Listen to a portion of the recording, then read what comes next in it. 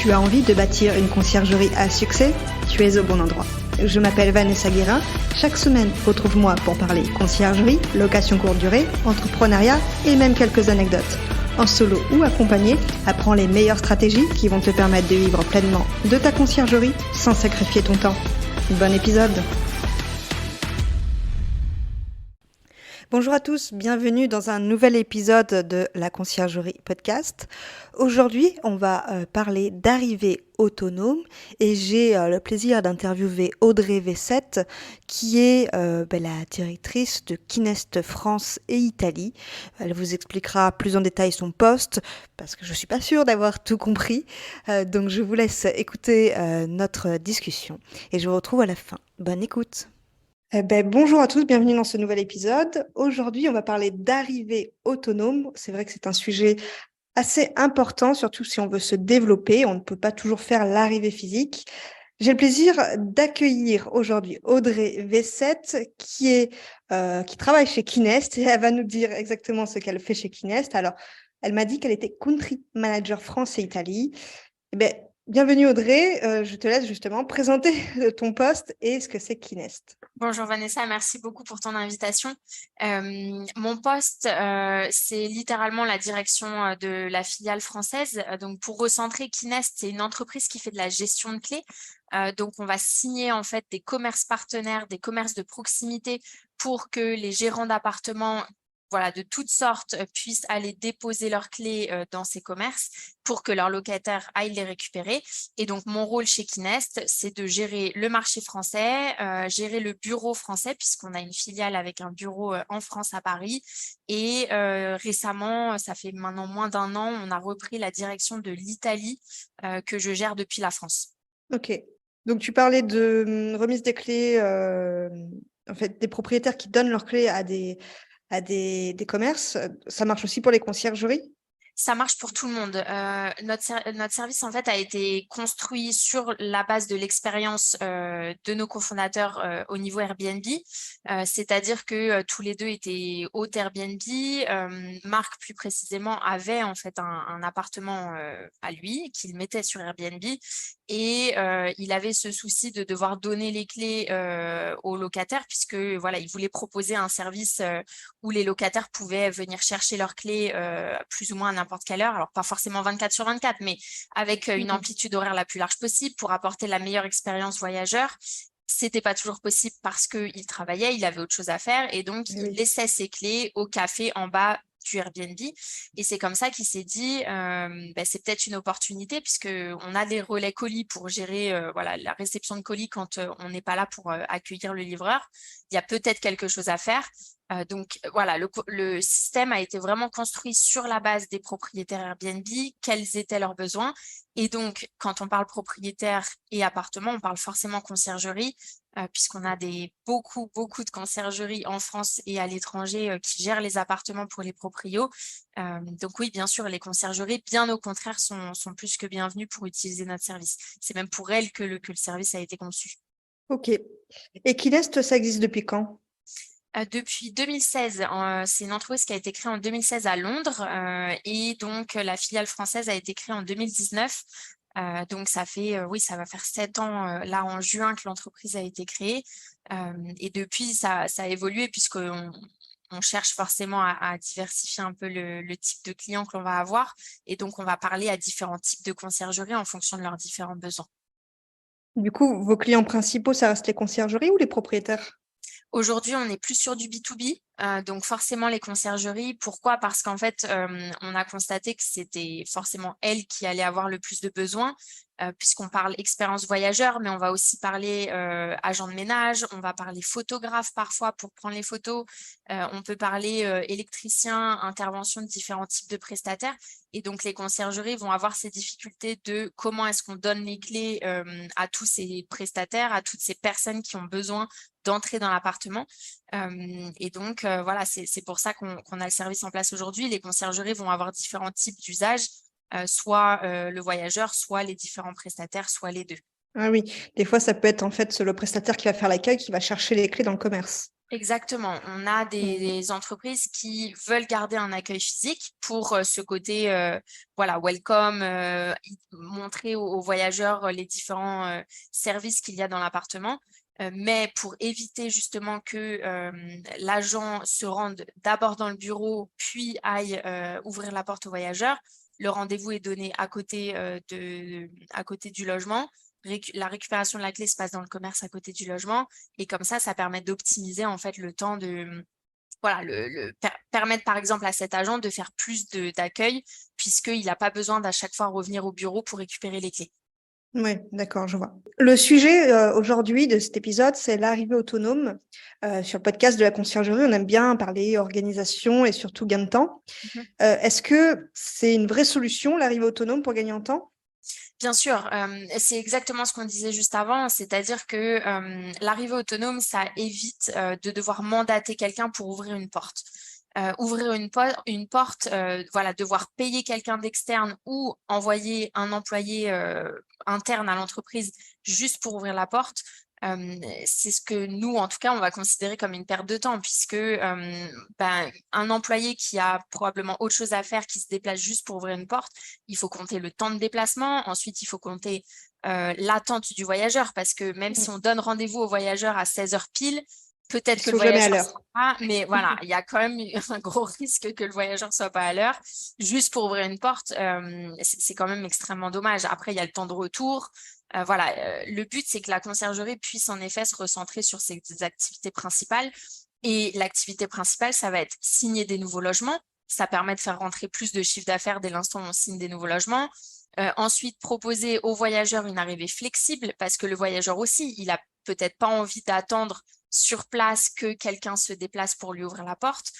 Donc, le but, c'est de faire gagner du temps à la fois à la conciergerie et donc à ses employés, mais aussi aux voyageurs qui n'a pas besoin d'attendre. Et par déclinaison, peut-être aussi l'agent de ménage, etc. Voilà, toute personne qui a besoin d'entrer dans les lieux, dès l'instant où il y a la notion, où il y a le facteur humain qui fait qu'on doit se donner rendez-vous, il y a une perte de temps. Donc l'arrivée autonome, que ce soit voyageur ou prestataire, le but, c'est de faire gagner du temps, en effet. Mm. Et du coup, comme on parle d'arrivée autonome, il y a quoi comme différents moyens d'arrivée autonome? Oui, alors au-delà de Kines, bien entendu, le but en fait, c'est que le voyageur puisse de lui-même entrer dans les lieux. Donc pour cela, on va avoir tout ce qui est consigne à clé, on va avoir aussi les boîtes à clés, à savoir les master locks. Voilà, on a souvent des conciergeries qui vont mettre des boîtes à clés à côté des portes. Mhm. Alors, ça peut être super parce qu'en effet, ça permet l'arrivée autonome. Maintenant, il faut faire attention parce qu'en effet, ça reste une boîte à clés qui n'est pas forcément toujours sécurisé. Donc, il y a une perte de tracking, il y a une perte de contrôle, mais ça permet quand même une arrivée autonome pour le voyageur qui peut être à moindre coût. Donc, quand on se lance, souvent, c'est la situation qui est privilégiée puisque ça coûte pas très cher à mettre en place. Et ensuite, on va avoir d'autres solutions comme par exemple les serrures connectées. Où là, il faut agir sur la porte, voire agir sur la serrure pour que le voyageur, il ait juste à se présenter devant la porte, donc il va directement au logement et là, il peut ouvrir soit avec un code, voilà, ça dépend des différentes marques qui existent, mais ça peut être aussi des solutions qui peuvent être envisagées. Ça dépend de l'investissement après, en fait, que le propriétaire ou la conciergerie a envie de mettre en place, puisque chaque solution va avoir un coût différent et va avoir un impact derrière. Chaque solution a ses avantages et ses inconvénients, bien entendu. Mm. Et tu me disais en off qu'à Lille, ils interdisent les boîtes à clés, c'est ça? Ouais, il y a plusieurs villes en fait qui commencent à interdire les boîtes à clés. Lille, la loi est passée il n'y a pas très très longtemps. En fait, alors probablement certains d'entre vous et toi Vanessa, tu l'as peut-être vu aussi. Il y a certaines villes qui commencent à vraiment faire la chasse puisque il y a toujours un peu cette diabolisation, notamment en France, de Airbnb à cause des histoires d'impôts, Mm. etc. Après, qu'on soit pour ou contre, c'est pas le sujet. Mais en effet, les villes, certaines villes en tout cas, essaient de faire passer des lois pour restreindre le temps où un logement peut être mis en ligne sur de la location courte durée comme Airbnb. Et donc, vu qu'il y a certaines villes qui font passer ces lois, derrière, elles cherchent à aussi mettre des bâtons dans les roues, si on peut dire ça comme ça, aux propriétaires pour que les propriétaires ne viennent pas mettre leur boîte à clés un peu partout, puisque le problème de la boîte à clés, c'est qu'il faut la mettre là où on peut l'attacher. Donc Mm. souvent, les boîtes à clés, elles vont être sur les portails, elles vont être planquées derrière les arbres. Donc l'argument des villes, c'est ça dénature un peu le paysage urbain, ça donne une impression aux habitants du quartier qu'il y a des Airbnb partout. Derrière, ça engendre des plaintes. Et donc, en effet, il y a des villes comme Lille.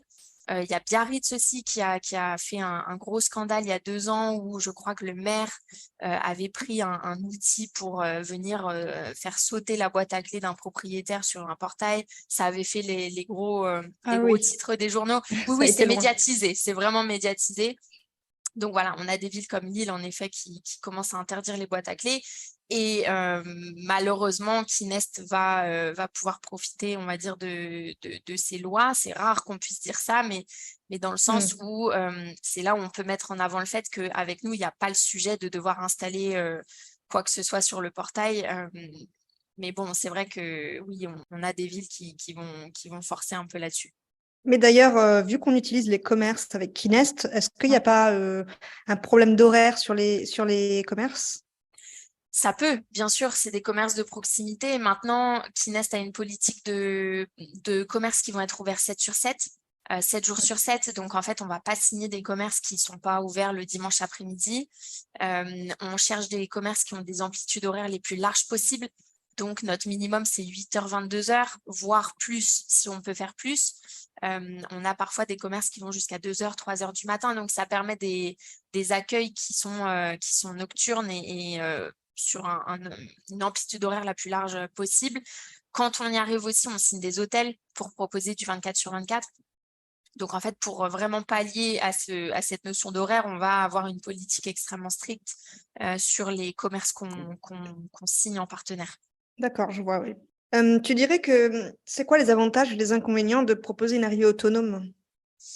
L'avantage principal, c'est proposer de la flexibilité aux voyageurs, puisque normalement, quand on est une conciergerie, notre préoccupation principale, ça va être l'expérience voyageur.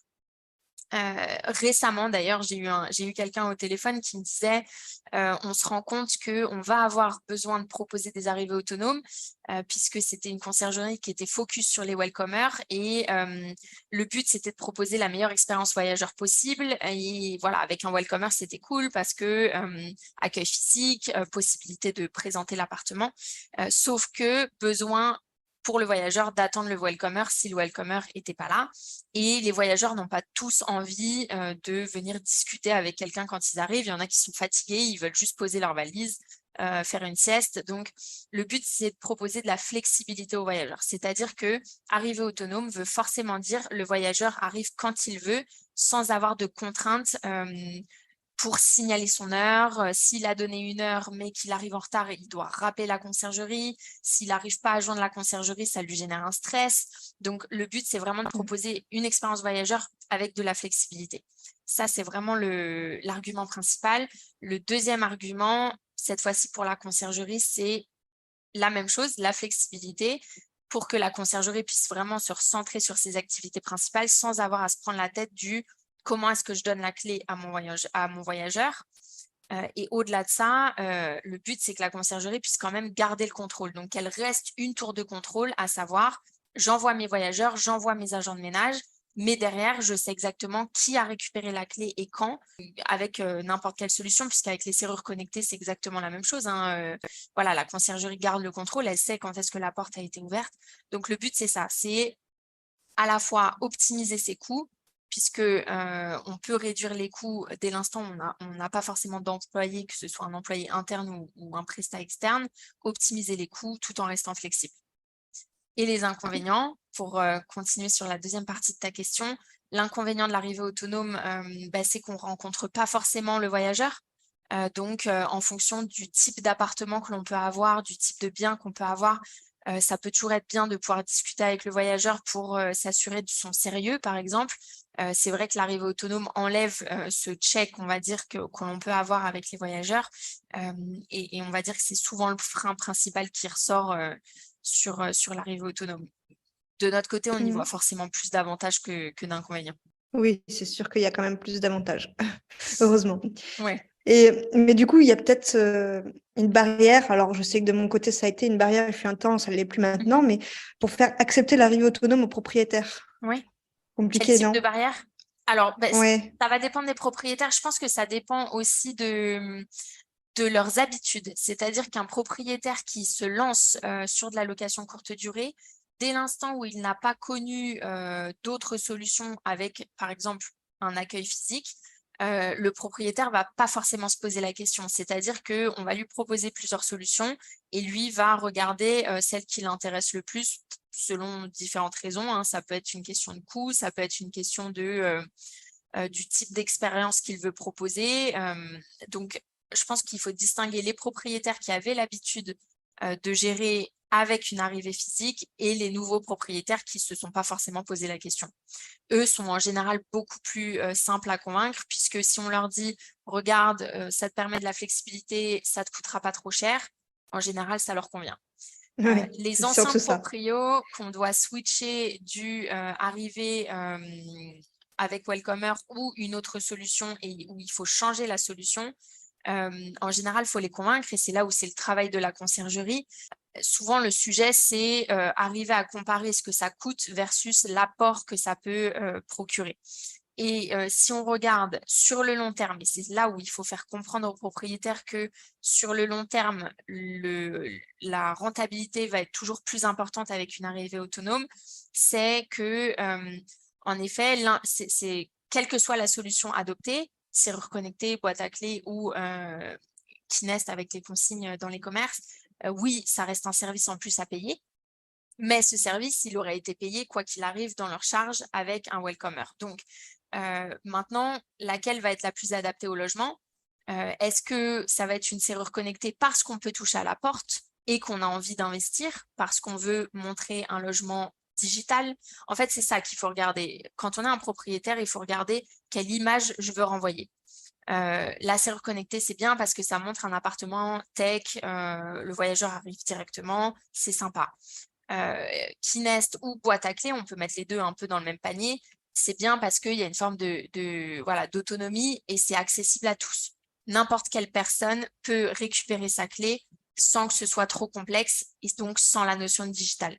Donc, il faut regarder le type de voyageurs que l'on accueille, ce que ces voyageurs s'attendent à voir, quelque chose de dynamique, quelque chose de digital ou quelque chose de simple et voilà, accessible à tous. Et ensuite, par rapport à ça, regarder l'investissement que l'on a envie de mettre. La serrure connectée, c'est un investissement qui, voilà, il y a une certaine somme à sortir. C'est connecté, donc ça peut lâcher. Est-ce que derrière, il y a toute l'assistance qu'il faut pour que l'on soit tranquille dans la gestion? Kinest, il suffit de se rendre chez le commerçant. Quoi qu'il se passe, la clé, elle sera donnée en main propre. Et il y a une forme d'accueil physique aussi, puisque c'est le commerçant qui accueille le locataire.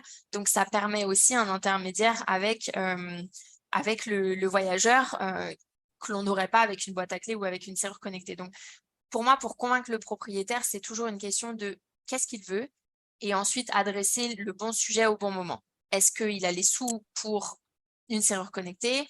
Comment ça va se répertorier dans ses coûts, dans ses frais sur voilà, le pack qui va être pris par la conciergerie. C'est tous ces calculs-là qu'il faut effectuer, mais il ne faut pas non plus réfléchir que au coût. Il faut réfléchir à l'expérience qu'on veut proposer aux voyageurs et ensuite se poser les bonnes questions. Hmm. Et du coup, tu dirais que c'est adapté à tout type de logement, l'arrivée autonome? Parce qu'on parlait d'expérience, justement. Je pense que oui. Maintenant, c'est sûr qu'on ne parle pas forcément de villas qui valent des millions. Je pense que pour voilà, des voyageurs qui ont l'habitude d'aller dans ce type de villas qui valent des millions, ils s'attendent peut-être à rencontrer quelqu'un. Maintenant, pourquoi pas se poser la question? Pour moi, l'arrivée autonome, c'est pas forcément le sujet de l'arrivée autonome. Pour moi, l'arrivée autonome peut être en place pour n'importe quel type de logement. C'est plus quelle solution sera adaptée au logement en question. On ne peut pas tous mettre de boîte à clés, on n'a pas tous un commerce à proximité et on n'a pas tous la possibilité de toucher aux portes parce que des fois, le syndic refuse de toucher les serrures. Donc, c'est plus ça le sujet, c'est OK pour l'arrivée autonome, mais quel type d'arrivée autonome on propose? Hmm. Puis même sur les villas de luxe, on peut très Ouais. bien, ils arrivent à 23h, on peut très bien leur mettre une arrivée autonome et venir les accueillir le lendemain matin, Tout au à fait. final. Ouais. Donc, comme quoi, la question peut se poser en fonction de. Pour moi, c'est aussi une question de comment est-ce qu'on prépare la communication avec le voyageur. C'est-à-dire que si le voyageur, on a préparé la communication en amont et qu'on lui a déjà apporté une super expérience virtuelle avec les échanges qu'on a eus avec eux, derrière, c'est pas forcément l'arrivée autonome qui va changer grand-chose à l'expérience vécue avec la conciergerie. L'arrivée autonome, c'est un plus. C'est la cerise sur le gâteau. Oui, exactement. Par exemple, pour les villas que je gère, Mhm. je leur explique que l'arrivée sera faite de manière physique, sauf si nos horaires ne conviennent pas et qu'ils arrivent Ouais, tard, qu'ils ne stressent pas, ils pourront arriver de manière autonome à l'heure qu'ils veulent. ouais, Donc, c'est aussi une expérience, c'est un plus, finalement, l'arrivée autonome pour dire aux clients, vous inquiétez pas, de toute manière, vous pourrez rentrer même si vous arrivez ouais, tard. tout à fait. Et le but, c'est de concurrencer aussi les hôtels, puisque mine de rien, qui aujourd'hui arrive à proposer une arrivée 24/24, c'est la réception de l'hôtel. Avec l'arrivée autonome, en général, on arrive à concurrencer l'hôtel avec des services euh, tout à fait similaires. Donc, c'est un super projet aussi. Mm. Une petite dernière question.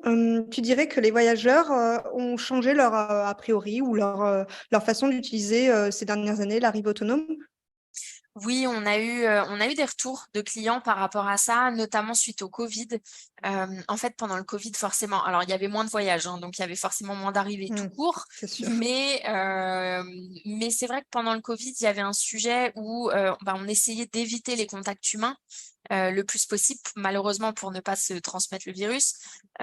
Et donc, dès l'instant où on devait envoyer un welcomer, le welcomer devait accueillir le voyageur et on avait des voyageurs qui exprimaient leur inquiétude justement. Est-ce que le welcomer allait respecter les gestes barrières, allait porter un masque? Est-ce que c'était quand même sécurisé de rencontrer quelqu'un qu'on ne connaissait pas? Donc, l'arrivée autonome a forcément été encore plus développée à ce moment-là, puisque dès l'instant où on n'est pas censé rencontrer quelqu'un qu'on ne connaît pas, on se sent un peu plus en sécurité. Ça, c'est valable parfaitement pour les boîtes à clés ou les serrures connectées. OK, il fallait quand même toucher un petit peu il fallait toucher un matériel, mais on peut se laver les mains derrière, donc on se sent moins en insécurité par rapport à la transmission du virus. Et par rapport au Kines, où il y avait une interaction avec le commerçant, dans tous les cas, il y avait quand même des lois et des obligations des commerçants d'appliquer des gestes barrières. Et si les commerçants ne respectaient pas ces gestes barrières, ça enclenchait des gros systèmes, des gros problèmes voilà, administratifs, des commerces qui se faisaient fermer, etc. Donc, l'arrivée autonome permettait aussi de garantir une sécurité aux voyageurs qui voilà, n'avaient pas à se stresser par rapport à une transmission du virus. Donc, c'est triste à dire, mais malheureusement, le Covid a aussi permis une forme de prise de conscience des voyageurs et des gérants et propriétaires et a un petit peu accéléré la mise en place de ces nouveaux systèmes. Ok, j'aimerais parler un peu plus de Kinest. Si on parle concrètement du fonctionnement, Ouais. en fait, les voyageurs arrivent dans un commerce et demandent à la personne qui est dans le commerce les clés ou est-ce qu'il y a des casiers et c'est vraiment autonome? Le but, c'est d'interagir avec le commerçant, c'est-à-dire que le propriétaire ou le gérant, donc la conciergerie, va communiquer les informations au voyageur et elle va lui dire Vanessa, rends-toi dans le tabac de Rivoli, rue XY, dans les horaires XY. Il te suffira de communiquer le code à 6 chiffres suivants au commerçant. Et donc, le voyageur se rend chez le commerce, dit bonjour, je viens chercher une clé Kinest. Le commerçant demande le code à 6 chiffres et le voyageur a simplement à communiquer son code à 6 chiffres au commerçant qui va lui remettre la clé adéquate. Donc, il n'y a pas de prise d'identité par le commerçant. Pourquoi? Parce que le code est un code unique. Donc, dès l'instant où ce code va être utilisé, il ne fonctionnera plus. Donc, c'est totalement sécurisé. Et la conciergerie va communiquer les codes. Donc, la conciergerie donne accès à ses voyageurs. Donc, il n'y a aucun risque que quelqu'un d'autre récupère la clé. C'est pour ça qu'on ne fait pas de prise d'identité. Et le but, c'est que ce soit le plus simple possible, que le voyageur n'ait rien à télécharger. Voilà, il a juste à donner un code et c'est bon. Je vois, ok. Et les voyageurs n'ont pas tendance à demander un peu plus d'infos aux commerçants? C'est où l'adresse? Comment on y va? Est-ce qu'il y a un café, un restaurant? Alors, ça arrive sur les notions d'adresse ou c'est à quel étage, ça peut arriver. C'est pour ça qu'on a une assistance qui est 24/24 téléphonique, qui peut être contactée. C'est-à-dire que le commerçant n'est pas censé avoir ce genre de connaissances. Donc, ce qui se passe souvent, c'est que le commerçant communique notre numéro de téléphone au voyageur pour que nous, on puisse le réorienter au bon endroit. À savoir la conciergerie en question. Maintenant, souvent, les conciergeries font quand même bien leur travail, c'est-à-dire qu'elles ont bien communiqué en amont, ce qui fait que ça réduit ce genre de questions. Et puis, on a aussi les commerçants qui, en effet, ont à conseiller sur le quartier. Voilà, ils vont réorienter en disant, bah, je vous conseille ce restaurant, il est très sympa, ou je connais ce tabac, etc. Donc, ça permet quand même ce côté un petit peu accueil personnalisé, puisque finalement, le commerçant qui connaît bien le quartier va pouvoir donner des recommandations aux voyageurs. Et l'avantage, c'est que souvent, ce sont des épiceries de quartier, donc les voyageurs peuvent aussi faire leurs courses ou revenir. Voilà, elles ont un premier point de contact chez le commerçant. Elles savent qu'il y a un commerçant ici où elles peuvent acheter leurs bouteilles d'eau, leurs tomates pour le soir, etc. Donc, ça permet aussi des interactions. Et pour les commerçants, c'est cool parce que ça leur permet voilà, des rebonds commerciaux. Donc, ça fait aussi vivre le quartier au-delà de l'appartement Airbnb qui accueille des touristes. Oui, j'allais le dire, ça peut faire fonctionner un peu plus le commerce en question, justement. Donc, ça peut être Tout une à fait. opportunité pour lui. Oui. Ouais, ça fait vivre l'économie locale, on va dire. Ouais. Ouais, c'est ça. Alors, comment ça fonctionne pour une conciergerie niveau tarif? C'est au nombre de clés? Ça fonctionne comment? C'est relativement simple. En fait, le but, c'est de payer à l'utilisation. Aujourd'hui, si vous allez sur notre site, vous avez deux types de facturation. Vous avez les abonnements qui permettent une utilisation illimitée du système par clé. On fonctionne toujours à une tarification par clé. Pourquoi? Parce que le but, c'est d'être toujours flexible. Donc, on peut très bien avoir une clé qui tourne extrêmement fréquemment et donc, on va avoir un intérêt de prendre l'abonnement pour avoir de l'illimité et avoir des clés qui sont dormantes et celles-ci, ça ne sert à rien de payer un abonnement. Donc, on va avoir un abonnement mensuel à 22,96 TTC le mois, encore une fois par clé. Si besoin, on a aussi un abonnement annuel qui est donc un paiement à l'année qui est à 210 € TTC l'année pour la clé. Ça revient à 17,50 le mois. Donc, l'abonnement annuel peut être plus intéressant si on est sûr d'avoir l'appartement en gestion sur un an complet. Donc, ça, c'est nos abonnements. Et sinon, il y a un paiement à l'utilisation, à savoir chaque retrait de clé, c'est 6,95 TTC le retrait. Donc ça, c'est pour les clés qui tournent un petit peu moins fréquemment. Et bien sûr, quand on a des conciergeries qui ont plus d'une quinzaine de clés avec nous et qui tournent de façon fréquente, on est complètement OK pour discuter tarification si besoin. Oui, OK. Oui, parce que tu disais, si on prend l'abonnement annuel et qu'on est sûr que le logement reste, ouvert toute l'année, mais en soi, une conciergerie, on aura d'autres qui fonctionneront, donc elle peut très bien, basculer sur ce fonctionnement, sur l'abonnement annuel. Ouais, exactement. En fait, Ouais, ça reste flexible. Et puis, si demain, on n'a plus besoin de l'abonnement, on peut l'annuler à tout moment. Il n'y a pas d'engagement. OK, et c'est partout en France? Oui et non. On est présent dans beaucoup de villes. On est présent dans une centaine de villes en France. Bien entendu, les grosses métropoles. Et on est en train de se développer un petit peu sur tout le territoire. On a certaines villes qui sont bien plus petites et qui sont tout aussi intéressantes qu'une ville comme Paris. En fait, on se développe à la demande. C'est-à-dire qu'aujourd'hui, on signe des partenariats avec des commerces de proximité dès l'instant où une conciergerie nous fait la demande. Donc, si la ville n'est pas encore ouverte, ça veut dire qu'on n'a pas encore eu de demande sur cette ville-là. Et c'est au moment où on a la demande qu'on se met en recherche d'un commerce partenaire. OK.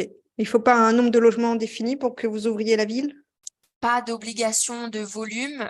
Nous, ce qui nous intéresse plus, c'est l'accompagnement qu'on propose aux clients. C'est-à-dire, si demain, tu me dis, Vanessa, que pour ta conciergerie, tu as vraiment une galère parce que tu ne peux pas prendre de logement supplémentaire sans solution qui Nest, je vais prioriser ta demande parce que je sais que ça te bloque dans ton activité par rapport à une conciergerie qui tourne déjà avec nous et qui est peut-être moins dans l'urgence. En fait, on essaie d'estimer les urgences de chacun. Après, bien sûr, il faut qu'on priorise parce qu'on a beaucoup de demandes, mais c'est bien, ça veut dire Oui. qu'il y a du besoin. Mais c'est vrai qu'on va prioriser par rapport aux urgences plutôt qu'au volume. OK, je vois, c'est clair. Eh Top. bien, écoute, merci beaucoup Audrey. Tu veux, rajouter quelque chose pour la fin? Je pense que c'est clair. Je vais juste faire un petit peu de pub Kines s'il y a besoin de parler arrivée autonome. Toute l'équipe, il n'y a pas que moi, toute l'équipe est vraiment dispo pour accompagner les conciergeries dans leur changement de process. Donc, il ne faut pas hésiter à nous contacter. Encore une fois, on a notre numéro qui est 24/24, 7/7, qui est bien visible sur notre site. Donc, on sera disponible pour accompagner les nouvelles conciergeries à se lancer ou les existantes qui auraient besoin de conseils aussi. Ok, de toute façon, je mettrai le lien de Kinest dans les notes de l'épisode pour que les gens puissent retrouver le site, mais sinon, ils tapent Kinest sur Google, c'est facilement trouvable. Super, merci. Merci à toi, Audrey, merci d'être intervenue et puis à une prochaine. À bientôt, merci beaucoup. Alors, est-ce que Audrey vous a convaincu à mettre l'arrivée autonome dans vos logements ? Personnellement, les 3/4 de mes logements, même je dirais 9 logements sur 10, sont en arrivée autonome. D'une part, je demande l'arrivée autonome, pas forcément pour les voyageurs, mais aussi pour les aides-ménagères qui peuvent accéder au logement à tout moment, puisque les clés sont sur place. Et surtout, en cas de secours, même s'il n'y a pas d'arrivée autonome sur certains logements, en cas de secours, il faut pouvoir avoir l'arrivée autonome s'ils arrivent par exemple à 2h du matin parce qu'il y a eu un problème. Néanmoins, l'arrivée autonome, vous avez pu le comprendre, est un super avantage, du moins commercial, pour rassurer les voyageurs en leur disant qu'ils peuvent arriver à l'heure qu'ils veulent. Aujourd'hui, je ne prends plus du tout de logement si l'arrivée autonome n'est pas possible. Quoique, j'ai un logement à titre personnel que je loue en location courte durée où il n'est pas possible de mettre l'arrivée autonome et du coup, avec Kinest, eh bien, ils ont pu enfin trouver un commerce de proximité, je dis enfin parce que ça faisait 2 ans que je le demandais, un commerce de proximité ouvert de 6h15 à 20h, 7 jours sur 7, qui va pouvoir avoir les clés. Ça ne règle pas le souci des arrivées après 20h, mais en règle générale, les clients jouent le jeu, les voyageurs jouent le jeu. Voilà, j'espère que cet épisode vous aura plu, je vous dis à mercredi prochain pour le nouvel épisode. Et pas si vite, tu as apprécié cet épisode ? Tu peux le partager à ton entourage ou encore mieux, laisser un avis 5 étoiles sur ta plateforme d'écoute préférée et un commentaire. Je te dis à bientôt !